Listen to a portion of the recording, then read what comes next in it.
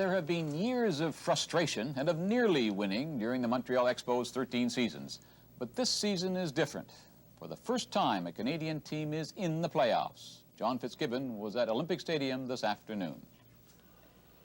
When the gates opened for the first postseason game in Expo history, it looked like there'd be a sellout crowd. But it soon became obvious there was nowhere near the 58,000 seating capacity. Even the giant scoreboards avoided the subject. They never played the popular guess the attendance game with the fans.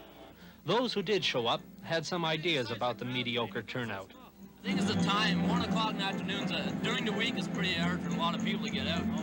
Of course, many people did manage to slip away from work, although they weren't keen on their bosses seeing them on television.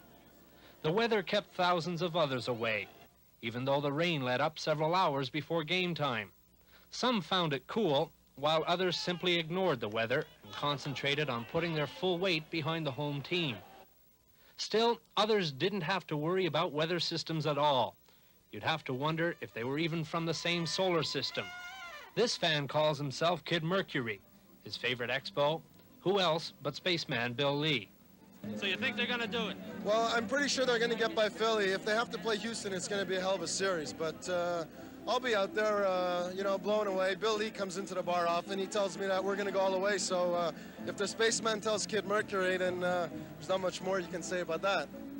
Others kept their minds off the weather by indulging in the standard baseball fare of hot dogs and beer. But of course, the best way of all to keep warm was to have something to cheer about. And they did. The Expos beat the Phillies 3-1. Perhaps that, and the fact that the second game is at night, will help fill the stands tomorrow. John Fitzgibbon, CBC News, Montreal.